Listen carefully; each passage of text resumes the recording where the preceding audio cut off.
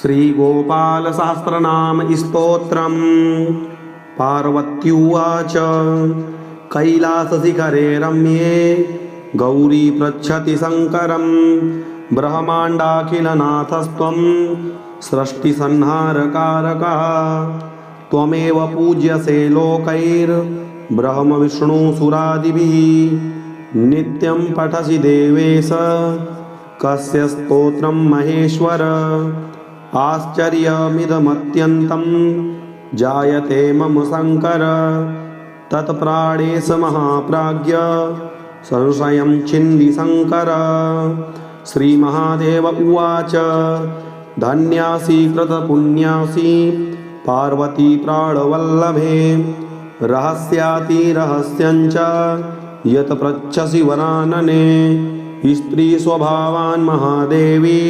पुनस्त्वं परिपृच्छसि गोपनीयं गोपनीयं गोपनीयं प्रयत्नतः दत्ते च सिद्धिहानिः स्यात् तस्माद्यत्नेन गोपयेत् इदं रहस्यं परमं पुरुषार्थप्रदायकं धनरत्नौघमाणिक्य तुरङ्गमगजादिकं ददाति स्मरणादेव महामोक्षप्रदायकं तत्तेऽहं सम्प्रवक्ष्यामि शृणुष्वावहिता प्रिये। योऽसौ निरञ्जनो देवश्चित्स्वरूपी जनार्दनः संसारसागरोत्तार कारणाय सदा नृणां श्रीरङ्गाधिकरूपेण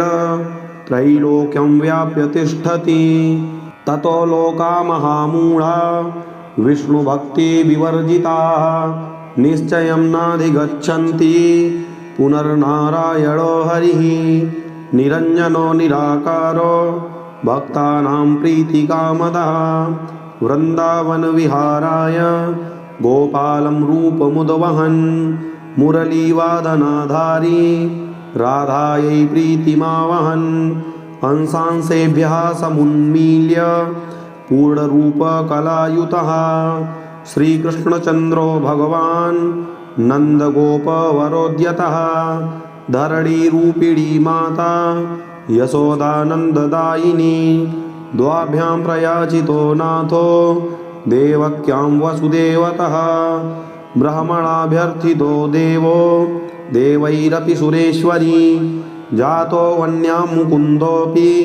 मुरलीवेदरेचिका तया सार्धं वचः कृत्वा ततो जातो महीतले संसारसारसर्वस्वं श्यामलं महदुज्ज्वलम् एतज्ज्योतिरहं वेद्यं चिन्तयामि सनातनं गौरतेजो विनायस्तु श्यामतेजः समर्चयेत् जपेद्वा ध्यायते वापि सा भवेत् पातकी शिवे सा ब्रह्महासुरापि च स्वर्णस्तेयी च पञ्चमः एतैर्दोषैर्विलिप्येत तेजोभेदान् महेश्वरी तस्मात् ज्योतिरभूद्वेधा राधामाधवरूपकं तस्मादिदं महादेवी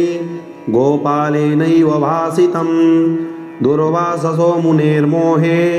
कार्तिक्यां रासमण्डले ततः पृष्टवती राधा सन्देहं भेदमात्मनः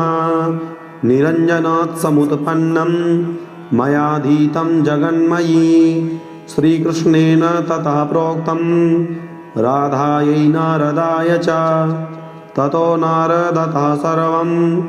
विरला वैष्णवास्तथा कलौ जानन्ति देवेशी गोपनीयं प्रयत्नतः सठाय कृपणायाथ दाम्भिकाय सुरेश्वरी ब्रह्महत्यामवाप्नोति तस्माद्यत्नेन गोपयेत् ध्यानं कस्तूरीतिलकं ललाटपटले वक्षस्थले कौस्तुभं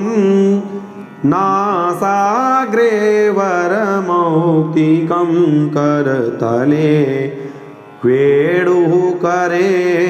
कङ्कणं सर्वाङ्गे हरिचन्दनं सुललितं कंठे च मुक्तावली गोपास्त्री परिवेष्टितो विजयते गोपालचूडामणिः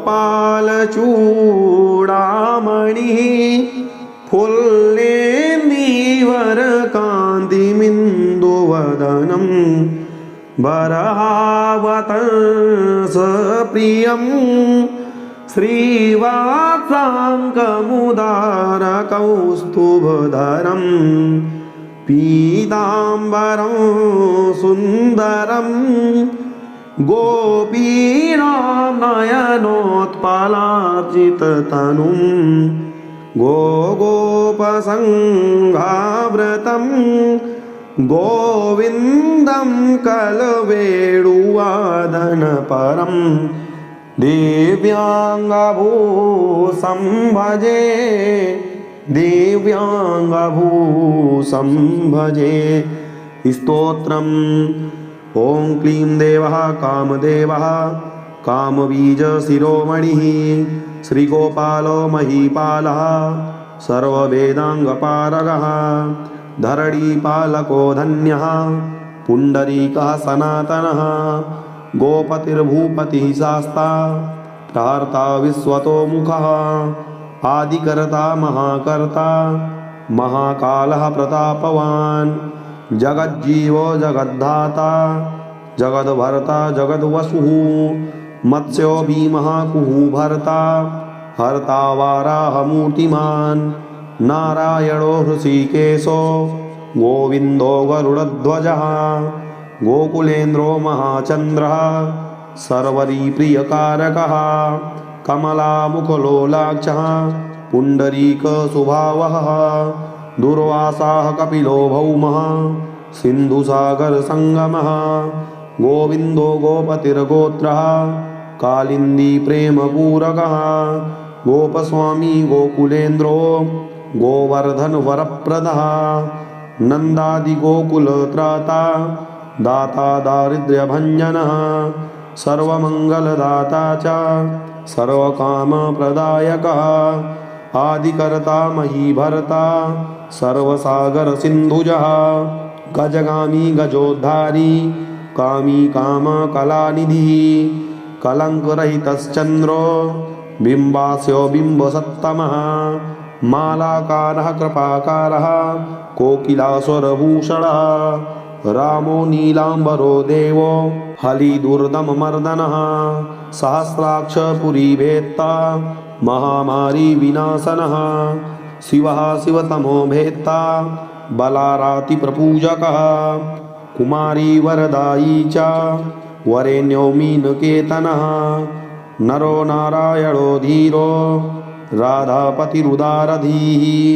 श्रीपतिः श्रीनिधिः श्रीमान् मापतिः पृथ्वीराजः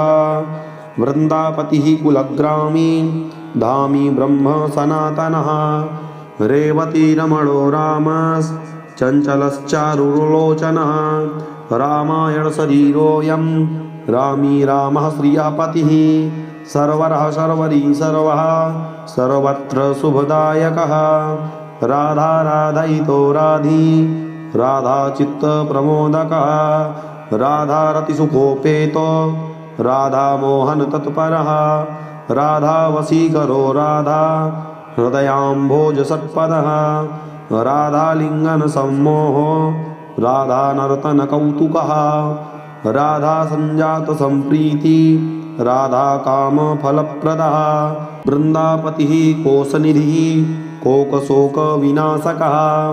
चन्द्रपतिश्चन्द्रपतिश्चण्डकोदण्डभञ्जनः रामो दाशरथी रामो भृगुवंशसमुद्भवः आत्मा रामो जितक्रोधो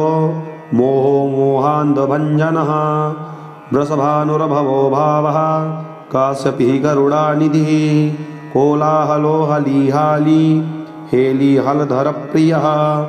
राधामुखाब्जमार्तण्डो भास्करो रविजो विधुः विधिर्विधाता वरुडो वारुडो वारुडीप्रियः रोहिणी हृदयानन्दी वसुदेवात्मजो बली नीलाम्बरो रौहिणेयो जरासन्धवधोमलः नागो नवाम्भो विरुदो वीरः वरदो बली गोपथो विजयी विद्वान् शिविविष्टः सनातनः परशुराम वचोग्राही वरग्राही स्रगालः दमघोषोपदेष्टा च रथग्राही सुदर्शनः वीरपत्नी यशस्त्राता जराव्याधिविघातकः द्वारकावासतत्त्वज्ञो हुतासनवरप्रदः यमुनावेगसंहारी नीलाम्बरधरः प्रभुः विभुः सरासनो धन्वी गणेशो गणनायकः लक्ष्मणो लक्षणो लक्ष्यो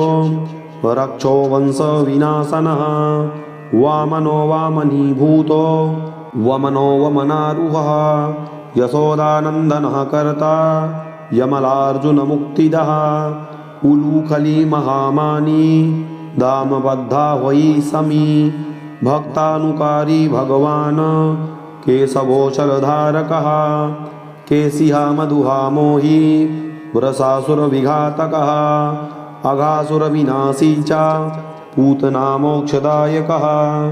कुब्जा विनोदी भगवान् कंसमृत्युर्महामखी अश्वमेधो वाजपेयो गोमेधो नरमेधवान् कन्दर्पकोटिलावण्यश्चन्द्रकोटिसुशीतलः रविकोटिप्रतीकासो वायुकोटिमहाबलः ब्रह्मा ब्रह्माण्डकर्ता च कमलावाञ्छितप्रदः कमला कमलाक्षश्च कमलामुखलोलुपः कमलाव्रतधारी च कमलाभः पुरन्दरः सौभाग्यादिकचित्तोऽयं महामायी महोत्कटः तारकादिसुरत्राता मारीचक्षोभकारकः विश्वामित्रप्रियोदान्तो रामो राजीवलोचनः लङ्काधिपकुलध्वंसी विभीषणवरप्रदः सीतानन्दकरो रामो वीरो वारिधिवन्धनः खरदूषणसंहारी साकेतपुरवासनः चन्द्रावलीपतिः कूलः केशी कंसबधोमरः माधवो मधुहा माध्वी माध्वी को माधवो मधुः मुञ्जाटवीगाहमानो धेनुकारिर्धरात्मजः वंशीवटविहारी च गोवर्धनवनाश्रयः तथा तालवनोद्देशी भाण्डीरवनशङ्खः तृणावर्तकथाकारी वृषभानुसुतापतिः राधाप्राणसमो राधा वदनाब्जमधुव्रतः गोपीरञ्जनदैवज्ञो लीलाकमलपूजितः क्रीडाकमलसन्दोहो गोपिकाप्रीतिरञ्जनः रञ्जको रञ्जनो रङ्गो रङ्गीरङ्गमहीरुहः कामः कामारिभक्तोऽयं पुराणपुरुषः कविः नारदो देवलो भीमो बालो बालमुखाम्बुजः अम्बुजो ब्रह्मसाक्षी च योगी दत्तवरो मुनिः ऋषभः पर्वतो ग्रामो नदी पवनवल्लभः पद्मनाभः सुरज्येष्ठो ब्रह्मा रुद्रो हि भूषितः गणानां त्राणकर्ता च गणेशो ग्रहिलो ग्रही गणाश्रयो गणाध्यक्षः क्रोडीकृतजगत्त्रयः यादवेन्द्रो द्वारकेन्द्रो मथुरावल्लभो धुरी भ्रमरः कुन्तली कुन्ती सुतरक्षी महामखी यमुनावरदाता च काश्यपस्य वरप्रदः शङ्खचूडवधोद्दामो गोपीरक्षणतत्परः पाञ्चजन्यकरो रामी त्रिनामी वनजो जयः फाल्गुनः फाल्गुनसखो विराधवधकारकः रुक्मिणीप्राणनाथश्च सत्यभामा प्रियङ्करः कल्पवृक्षो महावृक्षो दानवृक्षो महाफलः अंकुशो भूसरो भामो भामको भ्रामको हरिः सरलः शाश्वतो वीरो यदुवंशी शिवात्मकः प्रद्युम्नो बलकर्ता च प्रहर्ता दैत्यः प्रभुः महाधनो महावीरो वनमाला विभूषणः तुलसीदाम सौभाड्यो जालंधर विनाशनः सूरः सूर्यो मृकण्डश्च भास्करो विश्वपूजितः रविस्तमोहा वहनिश्च वाडवो वडवानलः दैत्यदर्प विनाशी च गरुडो गरुडाग्रजः गोपीनाथो महीनाथो वृन्दानाथो वरोधकः प्रपञ्ची पञ्चरूपश्च लतागुल्मश्च गोपतिः गंगा च यमुना रूपो गोदावेत्रवती तथा कावेरी नर्मदा तापी गंडकी सरयूस्तथा राजसस्तामसः सत्त्वी सर्वांगी सर्वलोचनः सुधामयो मृतमयो योगिनी वल्लभः शिवः बुद्धो बुद्धिमतां श्रेष्ठो विष्णुर्जिष्णुः सचीपतिः वंशी वंशधरो लोको विलोको मोहनासनः रवरावो रवो रावो बालो बालबलाहकः शिवो रुद्रो नलो नीलो लाङ्गलीलाङ्गलाश्रयः पारदः पावनो हंसो हंसारूढो जगत्पतिः मोहिनी मोहनो मायी महामायो महामखी व्रसो व्रसा कपिः कालः काली दमनकारकः कुब्जा भाग्यप्रदो वीरो रजगक्षयकारकः कोमलो वारुणो राजा जलजो जलधारकः हारकः सर्वपापघ्ना परमेष्ठी पितामहः खड्गधारी कृपाकारी राधारमणसुन्दरः द्वादशारण्यसम्भोगी शेषनागफलालयः कामः श्यामः सुखः श्रीदः श्रीपतिः श्रीनिधिः कृतिः हरिर्हरो नरो नारो नरोत्तम इषुप्रियः गोपाली चित्तहर्ता च करता संसारतारकः आदिदेवो महादेवो गौरी गुरुरनाश्रयः साधुर्मधुर्विधुर्धाता भ्राता क्रूरपरायणः रोलम्बी च हयग्रीवो वानरारिर्वनाश्रयः वनं वनी वनाध्यक्षो महावन्द्यो महामुनिः स्यमन्तकमणिप्राज्ञो विज्ञो विघ्नविघातकः गोवर्धनो वर्धनीयो वर्धनी वर्धनप्रियः वर्धन्यो वर्धनो वर्धी वार्धिन्यः सुमुखप्रियः वर्धितो वृद्धको वृद्धो वृन्दारकजनप्रियः गोपालरमणी भरता सामुकुष्ठविनाशनः रुक्मिणीहरणः प्रेम प्रेमी चन्द्रावलीपतिः श्रीकरता विश्वभरता च नरो नारायणो बली गणो गणपतिश्चैव दत्तात्रेयो महामुनिः व्यासो नारायणो दिव्यो भव्यो भावुकधारकः स्वश्रेयसं शिवं भद्रं भावुकं भविकं शुभं शुभात्मकः शुभशास्ता प्रशास्ता मेघनादः ब्रह्मण्यदेवो दीनानामुद्धारकर्णक्षमः कृष्णः कमलपत्राक्षः कृष्णः कमललोचनः कृष्णः कामी सदा कृष्णः समस्तप्रियकारकः नन्दो नन्दी महानन्दी मादी मादनकः किली मिली हिली गिली गोली गोलो गोलालयो गुली गुग्गुली मारकी साकी वटः पिप्पलकः कृति म्लेच्छः कालहरता च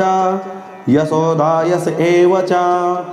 अच्युतः केशव विष्णुर्हरिः सत्यो जनार्दनः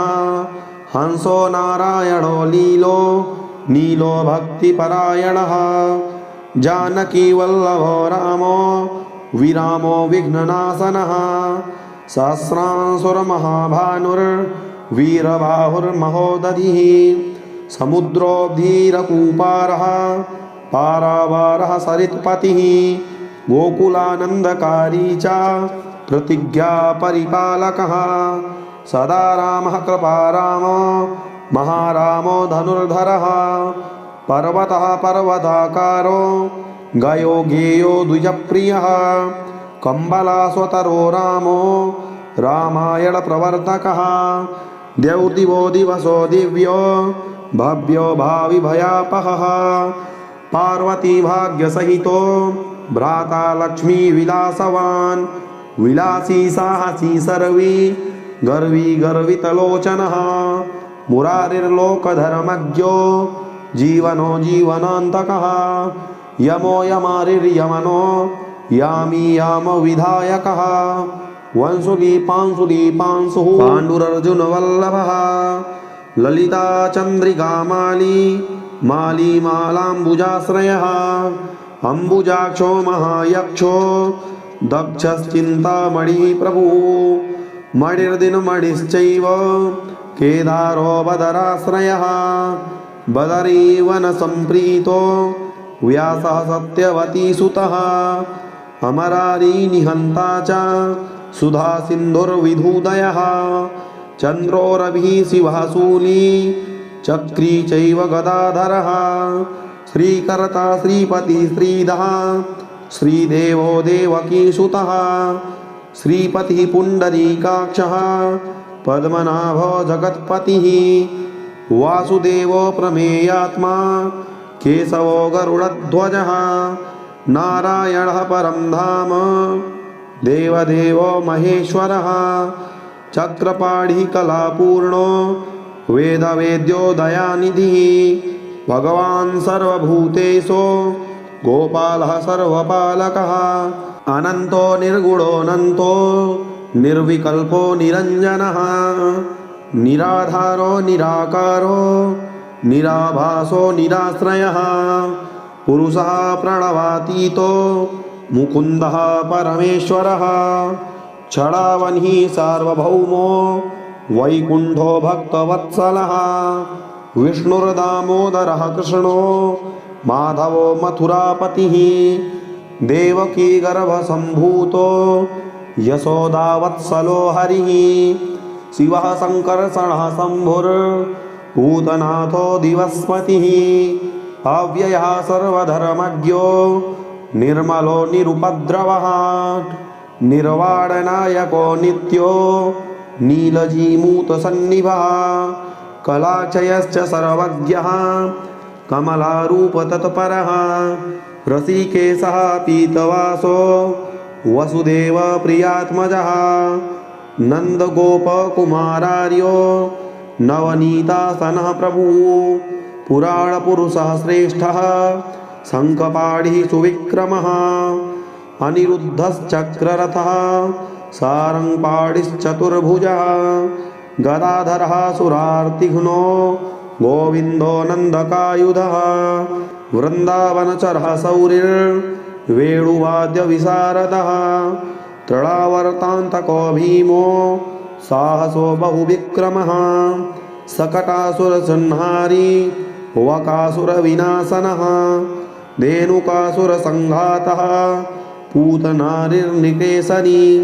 पितामहो गुरुः साक्षी प्रत्यगात्मा सदाशिवः अप्रमेयः प्रभुः प्राज्ञो प्रतर्क्यः स्वप्नवर्धनः धन्यो मान्यो भवो भावो धीरः शान्तो जगद्गुरुः अन्तर्यामीश्वरो दिव्यो दैवज्ञो देवता गुरुः क्षीराब्धिशयनो दाता लक्ष्मीवान् लक्ष्मणाग्रजः धात्रीपतिरमेयात्मा चन्द्रशेखरपूजितः लोकसाक्षी जगच्चक्षुः पुण्यचारित्रकीर्तनः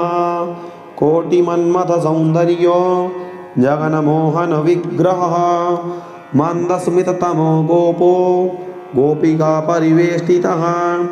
फुल्लारविन्दनयनश्चारुरान्ध्रनिषूदनः इन्दीवरदलश्यामो बर्हिवरः वतंसकः मुरलीनिनदाह्लादो दिव्यमाल्याम्बराश्रयः सुकपोलयुगः शुभ्र युगलः सुललाटकः कम्बुग्रीवो विशालाक्षो लक्ष्मीवान् शुभलक्षणः पीनवक्षः चतुर्बाहुश्चतुर्मूर्तिस्त्रिविक्रमः कलङ्करहितः शुद्धो दुष्टशत्रुनिवर्हणः किरीटकुण्डलधरः कटकाङ्गदमण्डितः मुद्रिकाभरणोपेतः कटिसूत्रविराजितः मञ्जीररञ्जितपदः सर्वाभरणभूषितः विन्यस्तपादयुगलो दिव्यमङ्गलविग्रहः गोपिकानयनानन्दः पूर्णचन्द्रनिभाननः समस्तजगदानन्दः सुन्दरो लोकनन्दनः यमुनातीरसञ्चारी राधामनमथ वैभवः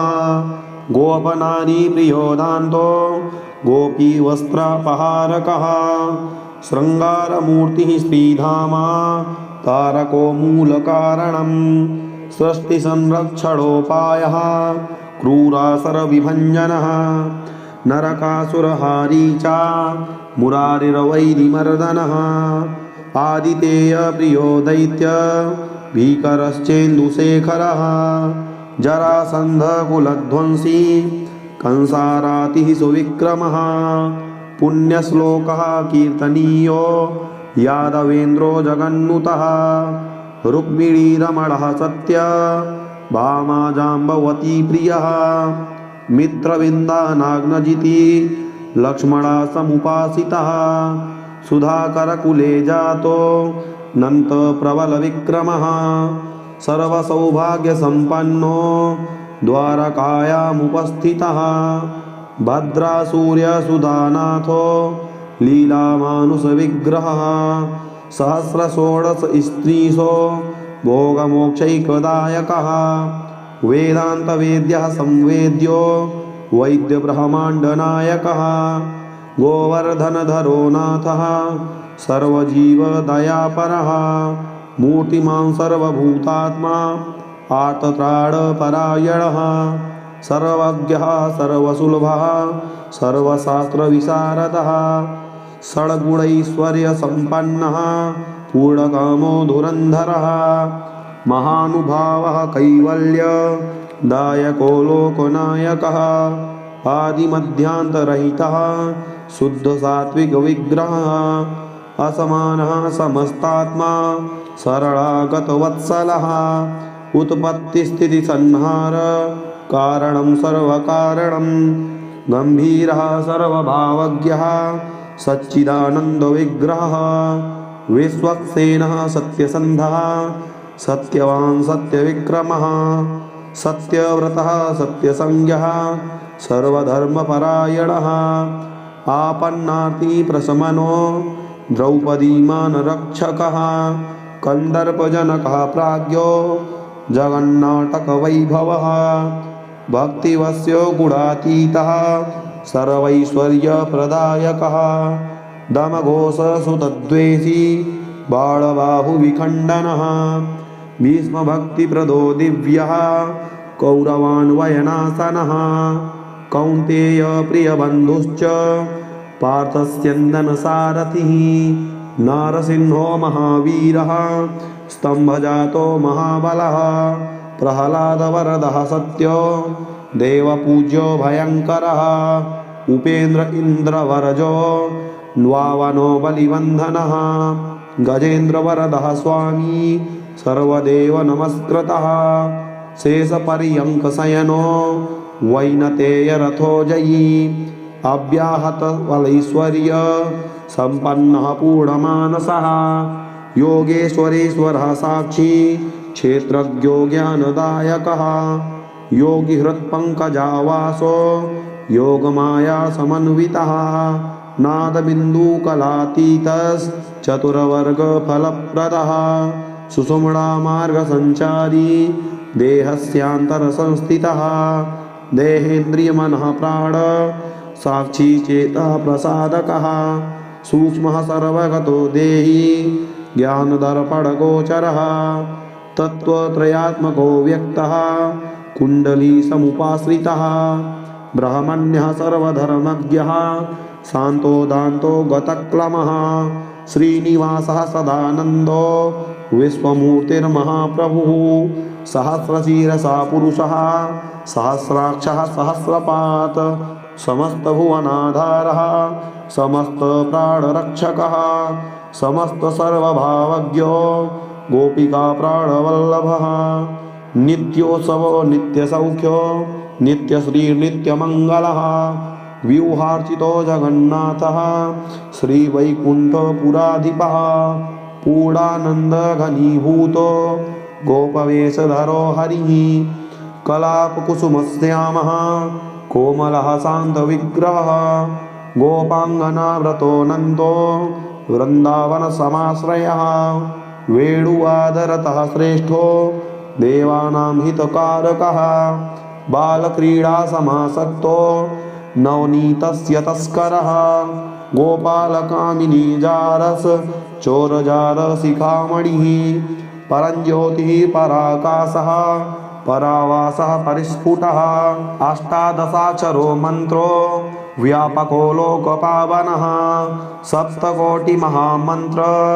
शेखरो देवशेखरः विज्ञानज्ञानसन्धानस्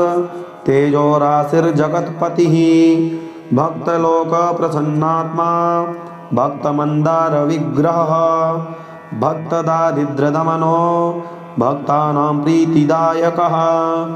भक्ताधीनमनाः पूज्यो भक्तलोको शिवङ्करः भक्ताभीष्टप्रदः सर्व भक्तागौघनिकृन्तनः अपारकरुणा सिन्धुर्भगवान् भक्ततत्परः फलश्रुतिः इति श्रीराधिकानाथ सहस्रं नाम कीर्तनं स्मरणात् पापराशीनां खण्डनं मृत्युनाशनं वैष्णवानां प्रियकरं महारोगनिवारणं ब्रह्महत्यासुरापानं परस्त्रीगमनं तथा परद्रव्यापहरणं परद्वेषसमन्वितं मानसं वाचिकं कायं यत् पापं पापसम्भवं सहस्रनाम पठनात् सर्वं नश्यति तत्क्षणात् महादारिद्र्ययुक्तो यो वैष्णवो विष्णुभक्तिमान् कार्तिक्यां सम्पठेद्रात्रौ शतमस्तोत्तरं क्रमात् पीताम्बरधरो धीमान् सुगन्धी पुष्पचन्दनैः पुस्तकं पूजयित्वा तु नैवेद्यादिभिरेव च राधाध्यानाङ्कितो धीरो वनमाला विभूषितः शतमष्टोत्तरं देवी पठेन्नाम सहस्रकं तुलसीमालया युक्तो वैष्णवो भक्तितत्परः रविवारे च शुक्रे च द्वादश्यां श्राद्धवासरे ब्राह्मणं पूजयित्वा च भोजयित्वा विधानतः यः पठेद् वैष्णवो नित्यं स याति हरिमन्दिरं कृष्णेनोक्तं राधिकायै मयि प्रोक्तं पुरा शिवे नारदाय मया प्रोक्तं नारदेन प्रकाशितं मया त्वयिवरारोहे प्रोक्तमेतत् सुदुर्लभं गोपनीयं प्रयत्नेन न प्रकाश्यं कथञ्चन शठाय पापिने चैव लम्पटाय विशेषतः न दातव्यं न दातव्यं न दातव्यं कदाचन देयं शिष्याय शान्ताय विष्णुभक्तिरताय च गोदानब्रह्मयज्ञादेर्वाजपेयशतस्य च अश्वमेधसहस्रस्य फलं पाठे भवेद्ध्रुवम् एकादश्यां नरः स्नात्वा सुगन्धिद्रव्यतैलकैः आहारं ब्राह्मणे दत्त्वा दक्षिणां स्वर्णभूषणं ततः आरम्भकर्तास्मात् सर्वं प्राप्नोति मानवः शताव्रतं सहस्रं च यः पठेद् वैष्णवो जनः श्रीवृन्दावनचन्द्रस्य प्रसादात् सर्वमाप्नुयात् यद्गृहे पुस्तकं देवी पूजितं चैव तिष्ठति न नारी न च दुर्भिक्षं नोपसर्गभयं क्वचित् सर्पादिभूतयक्षाद्या नश्यन्ति नात्र संशयः श्रीगोपालो महादेवी वसेत्तस्य गृहे सदा गृहे यत्र सहस्रं च नाम्नां तिष्ठति पूजितम् इति श्रीसम्मोहनतन्त्रे पार्वतीश्वरसंवादे श्रीगोपालसहस्रनाम स्तोत्रम संपूर्णम्। पूरा वीडियो देखने के लिए धन्यवाद। यदि चैनल में नए हैं तो चैनल को सब्सक्राइब अवश्य करें, साथ ही बेल आइकन प्रेस करें एवं कमेंट बॉक्स में अपनी राय अवश्य दें। मिलते हैं अगली वीडियो में, तब तक के लिए जय श्री कृष्ण, जय श्री राधे।